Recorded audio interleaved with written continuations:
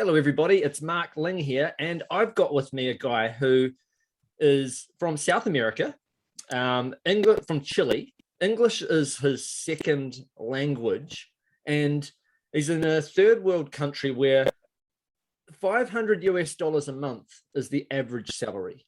Yet his best days are his best day so far with this system that we're about to talk about is $15,083. That's his best day.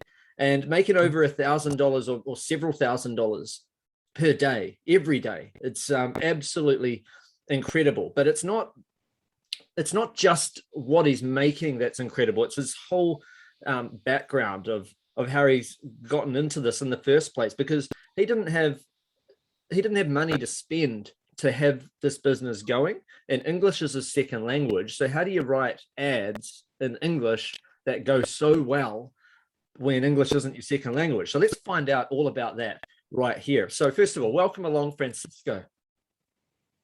Hey man, thank you very much for having me, and it was quite a good introduction. So very grateful for being here, man.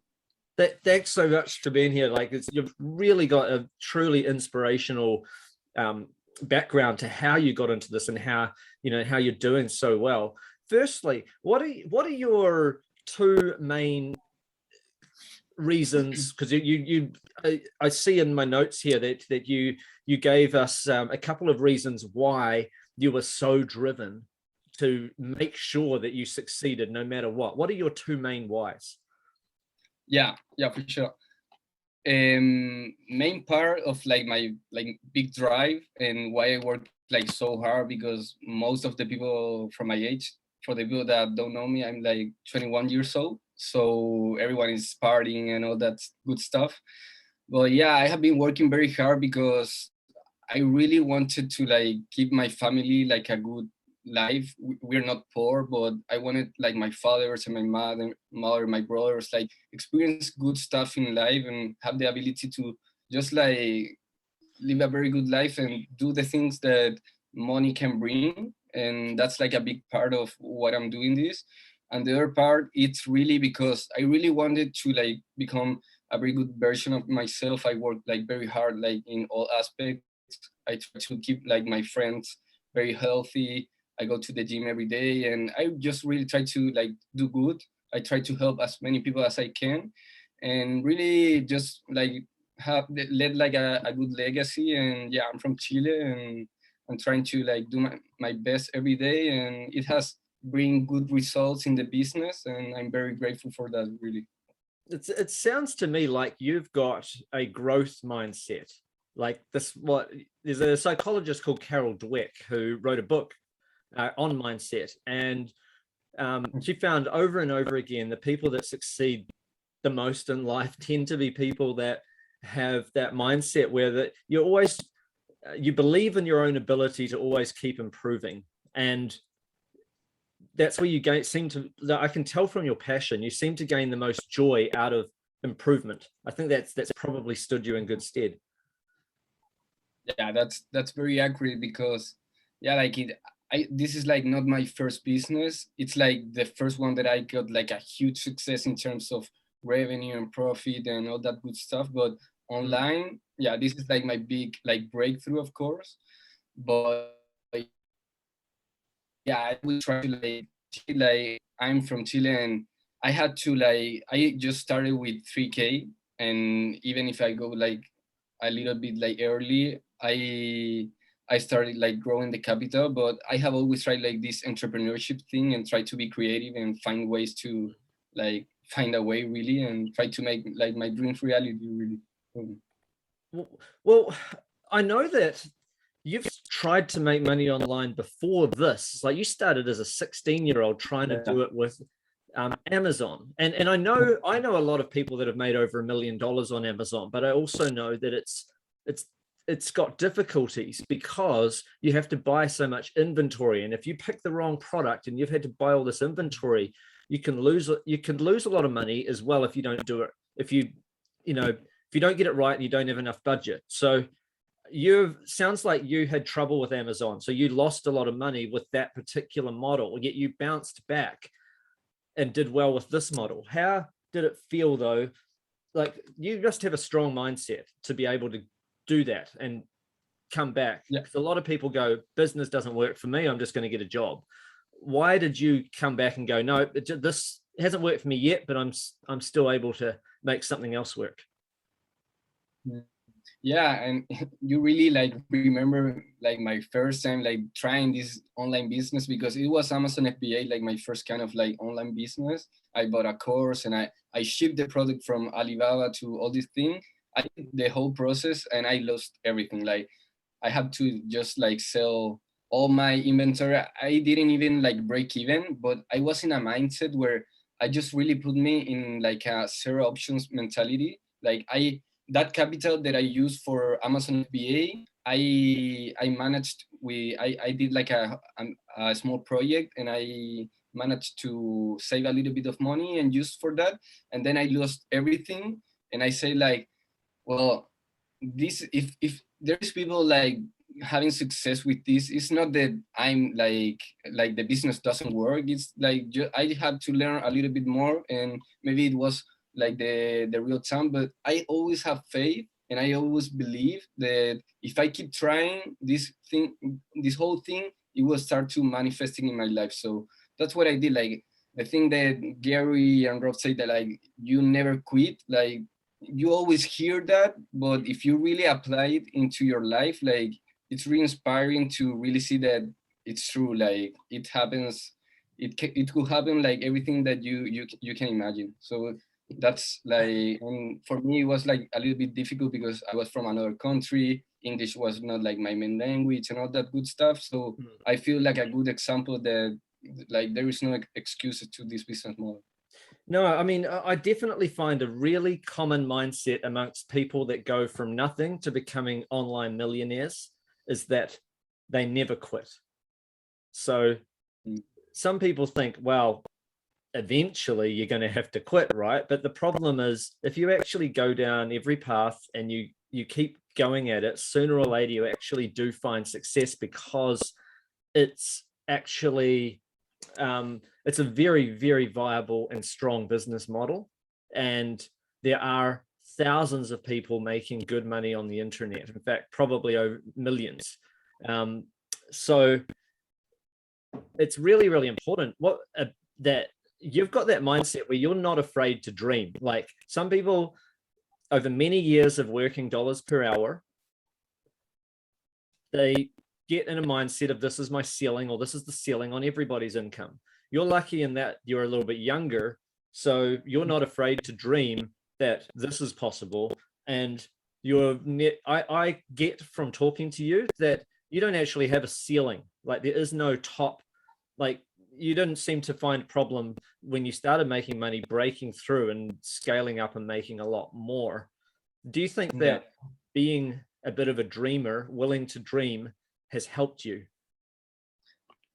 Yeah, man. I think that's like a very good point that you get there, because really, for example, like we can talk about like my biggest day and all that good stuff, but it happens to me like before I have like an interview where I like achieved like my first breakthrough, because I made like 2K a day. And then like from there I'd say like, well, if there's people doing like 60K a day, for sure that I can do it too. Like there is no limits on this to like it. Like what I think it's like, if there is the possibility to make like 60K, why are you going to get comfort with 10K? So when I achieve like 2K, I just try to keep working hard so I can keep pushing like the wheel and try to get bigger numbers. And then when I achieve 15K a day, yeah, it feels very good. Like it was like a huge achievement, but I didn't stop there. Like I wanted to keep on that like 5-figure days. Of course, that then come like cash flow issues and all that good stuff. But really, I have been maintaining my days between like 8K and 5K and trying to get to 10K consistent. But what I'm trying to say is like, you want to get like keep achieving for more, man. Like keep dreaming big, and there is no reason to like getting short in your goals. Like so when you tried to raise money so that you could spend money to run ads, you went ahead and bought a bunch of dumbbells and sold them to people at gyms. What gave you that idea? Yeah, man, that's like, if we talk about breakthroughs, that was like my first breakthrough really, like in my life, because it was, I made the dumbbells. Like, You made the dumbbells. uh, That's really creative. yeah, yeah, yeah, I made it because I have always been like, and this gym mentality has helped me a lot with building this discipline, because I apply a lot of what I learned in the gym to this business model. So that's what I always recommend to people. But what I did was, here in Chile, we went from lockdown, like whole lockdown. So gym got closed, very strict regimen. And, and I wanted to build a gym in my house, but everything got very expensive. Like the price like got like for 5x or something. So I was thinking like, how can I build my gym? And I put like a budget, and I say, yeah, okay, I'm going to spend like 1.5K in gym equipment. And even with that, I make a decent. So I thought like, why will I not build this? Like, why I can find a way to build this thing and like the gym equipment with other materials, so it can like serves the same purpose.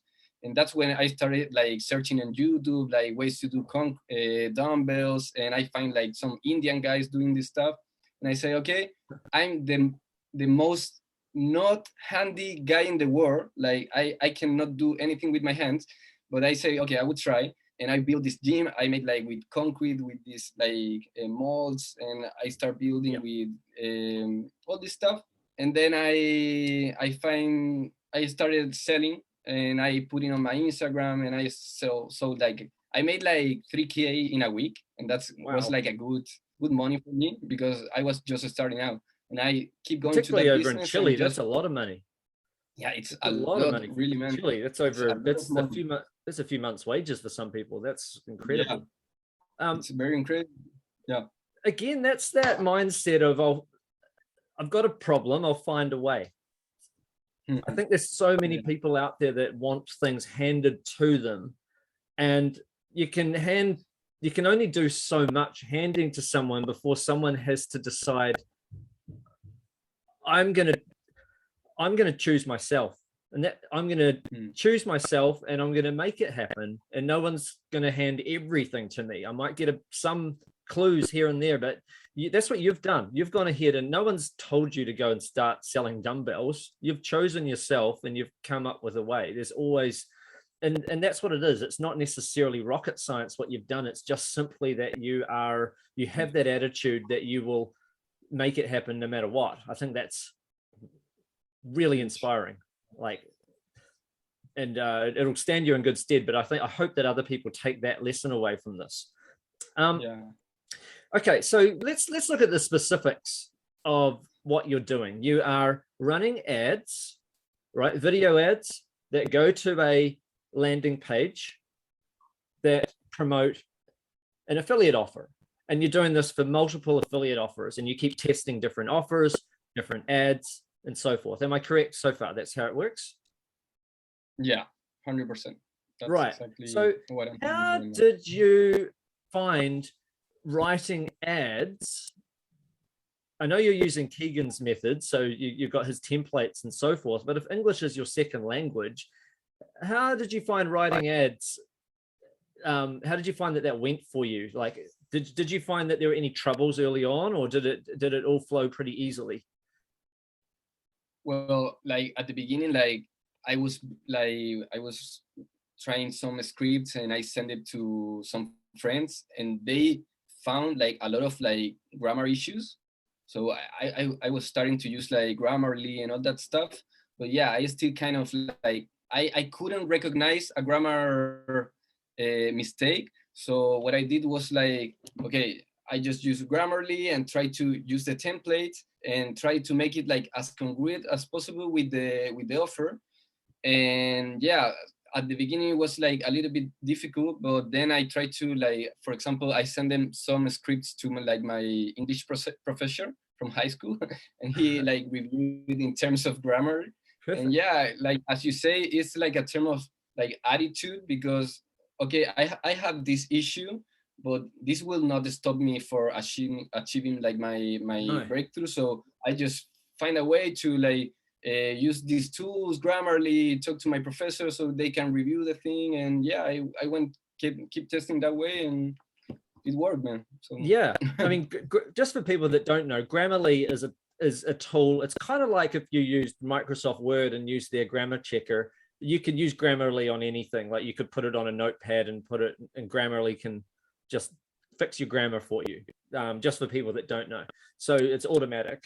But going to your English professors, other people, if they don't have an English professor, they could go ahead and jump on a Facebook group for writers or something like that, or Facebook group for people that do ads, that write ads. And then you can just post it to the group and say, hey, English is my second language. I've written this ad. Please be kind to me, but could anyone tell me if this reads really well in English? And then someone will just go and fix it for you. That's just, it's easy, but you just got to be willing to do that if English is your second language. Ask for a little help. It's pretty straightforward. There's always a way. There's always a way. Yeah. What are there any psychological principles about writing ads that you've noticed to be very important in order to get people that are going to possibly buy the product to click on your ad?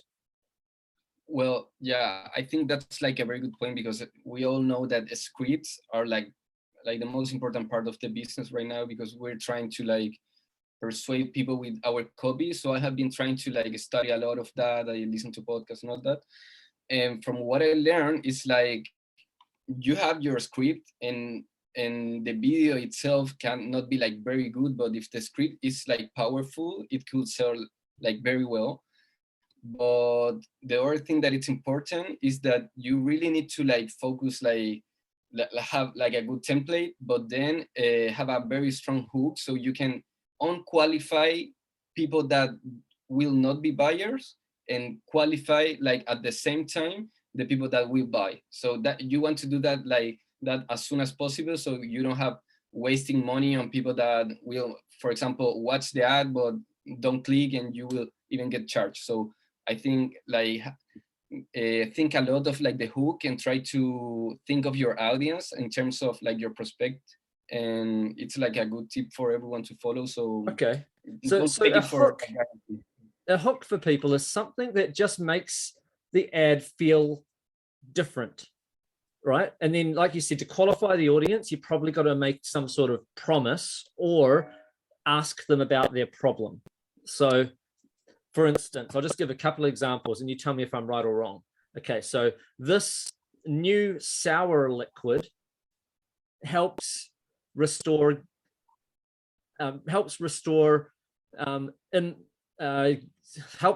your gut health. Sorry, it's not the best. I'm just coming up with off the top of my head for someone that's got, say, constipation issues.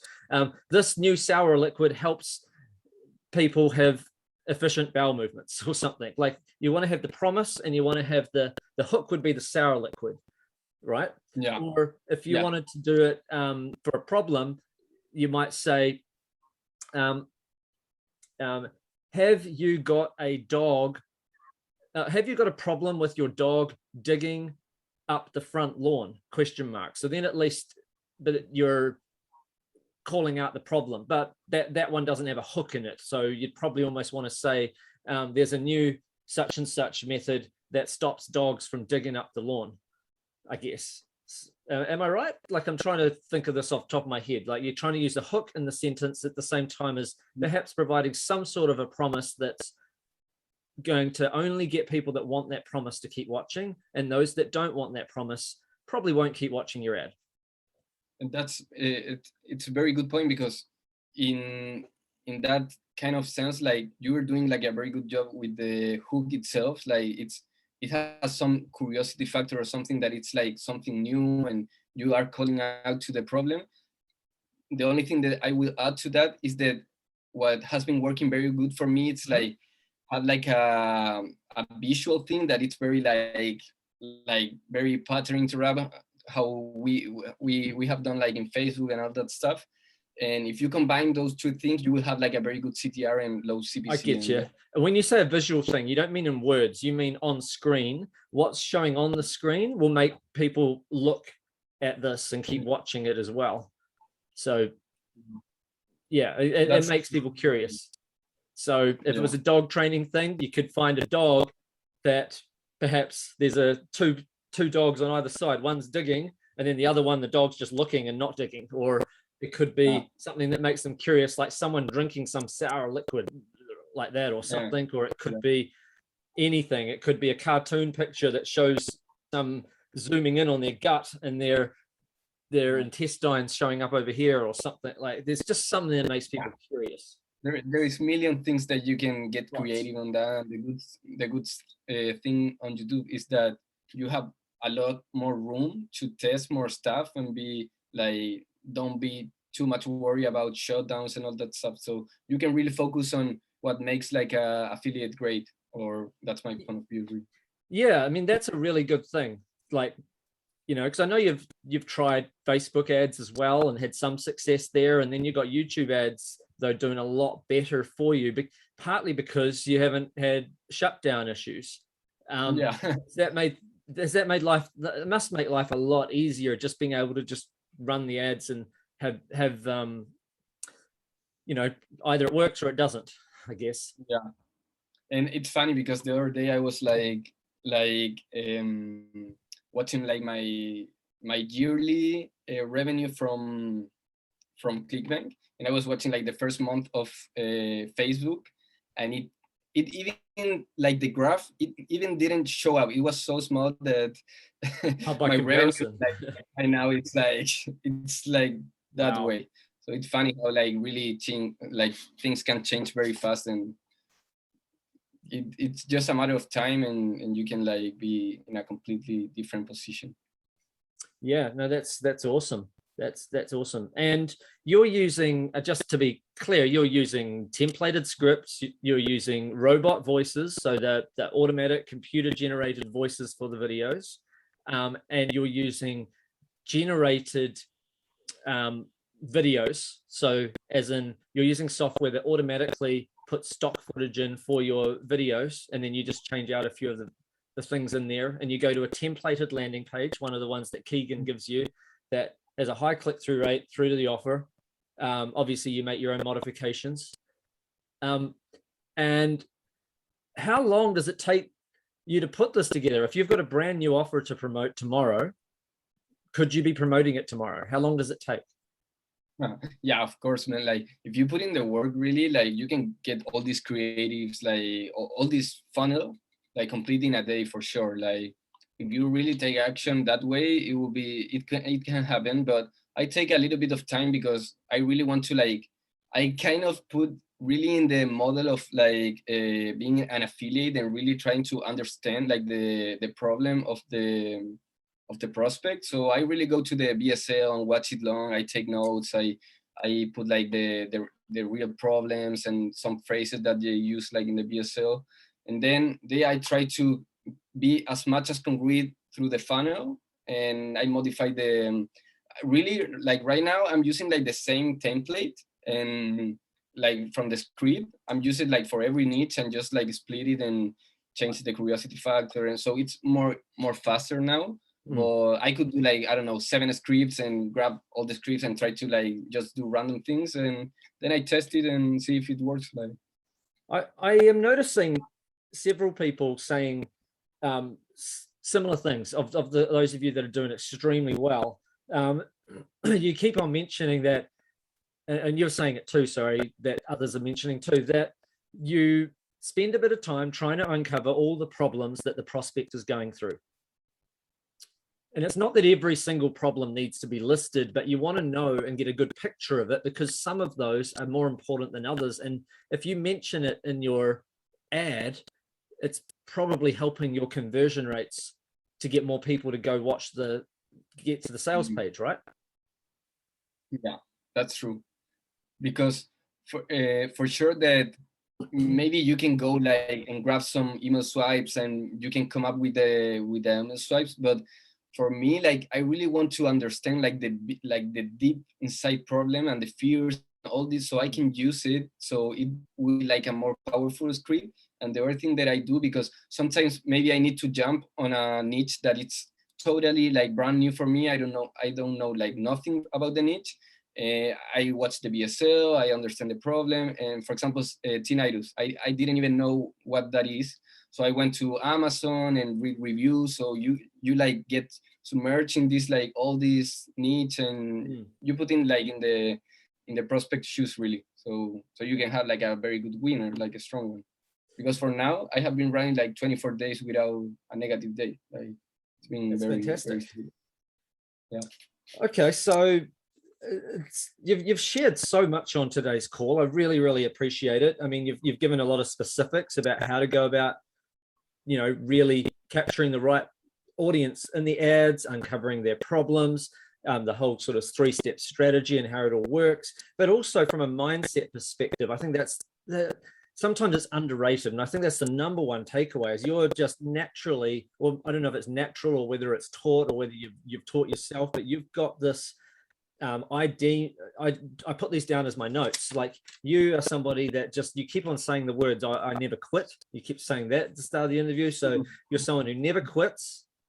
You're never afraid to dream big. And you see someone else can do something and you say, yeah, well, that means that I can do it. I'm a human being too. I can do it too. It's just a matter of time. And, and you're also someone that when you got knocked down, you still managed to interpret that in the right way. You didn't say that means that I can no longer do this. Instead, you just said, I may have something to learn from this. That was quite a big shift, because when things don't go right, learning the lessons from it, I think that was the key. Because if you didn't and you got knocked down, you wouldn't be here today. So I think that from a mindset perspective, those were really, really good pieces of advice that you had on this call. I really appreciate it. Thanks, man. Yeah, and I remember when you were saying this, like bad things can happen and it will happen, but like as you say, it's like the attitude that you confront like the problem. Because for example, I came from Facebook, where I have to go through a lot of shutdowns to just even make like a sale or something. And then I came to YouTube, and unfortunately I made a mistake. I put like so everyone in the call who's listening, don't use like a virtual card, because you're risking the account to get shut down. And that's what's happened. Don't use a what card? Sorry, virtual cards. Butron card. Okay. Virtual, like virtual card. Okay. Yeah. So I use one of them. I know that there is one guy that is using this kind of. It's like a debit card, and he's working fine. But for me, it got shut down immediately. So that was like my first roadblock, because I came from Facebook to not having shutdowns in YouTube, and the first day I got shut down. So I have to find like a solution, and that's when the whole story with Chris came. And then it's all fine.